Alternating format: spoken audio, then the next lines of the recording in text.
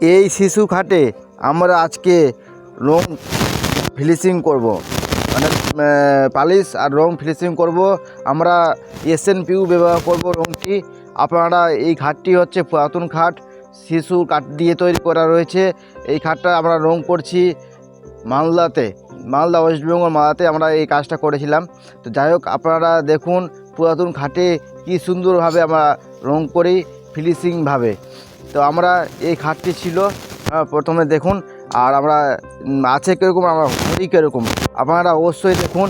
Video সম্পূর্ণ না দেখলে আপনারা কিছু বুঝতে পারবেন না রংটা করে কীভাবে। এর মধ্যে অনেক কিছু শিকার রয়েছে, অন্য কিছু বোঝার রয়েছে। তো আমরা প্রথমে খাটের কোনোগুলো রংটা মেরে নিব। এই কারণে মারবো যেন পর থেকে যেন না ছুটে যায়, তাই জন্য আমরা সাইডে প্রথমে কোনোগুলো মেরে দিই।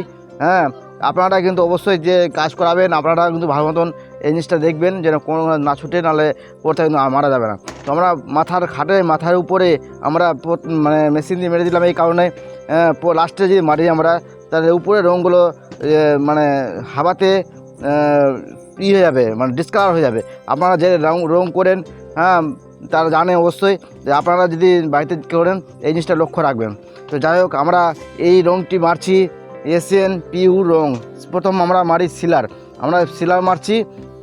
তো যাই হোক, আমরা কোনো রঙের মানে করি না, মানে প্রোটেকশন, মানে কোনো রঙে প্রচার করি না। আপনাদের যেটা ভালো লাগবে রং কোম্পানি, সেই রং ব্যবহার করবেন, যেন রংটা ফিনিশিংভাবে আসে। তা আমরা এসএনপিইউ ব্যবহার করছি, আপনারা অন্য কোম্পানির রং ব্যবহার করতে পারেন, কিন্তু কাজটা ভালোভাবে করবেন, তাই জন্য বললাম। তো আমরা এই রংটি এসএনপিইউ রং ব্যবহার করলে রোদ্র একটু মানে প্রোটেকশন থাকে। যাই হোক, আমরা এই পরে আমরা আবার রং করব। হ্যাঁ, এটা প্রথম কোট চলছে, মানে দ্বিতীয় কোট, প্রথম কোট মারা ছিল, দ্বিতীয় কোট মারলাম, মানে ওটা পুরাতন খাট তো প্রথম মারাই ছিল। তারপর আমরা মানে মারলাম, সেকেন্ড কোট মারলাম। তো আপনারা দেখুন কীভাবে ফিনিশিংটা দেখুন, রঙের গ্লেজটা দেখুন। আপনারা অবশ্যই কমেন্টে জানাবেন রঙটা কীরকম হচ্ছে। এরপরে একটি আর কোট হবে রং, ফিনিশিং রং এসএনপিইউ রঙটা মারবো, গুলিজিটা মারবো। এখন ফিনিশিং হয়নি। এই গ্লেজটা দেখুন কীরকম ধরনের গ্লেজটা আসছে। এবার আমরা দেখব আগে খাটটা কীরকম ছিল। এই ধরনের খাটটা ছিল। এবার আমরা রং মেরেতে দেখালাম কীভাবে মারলাম।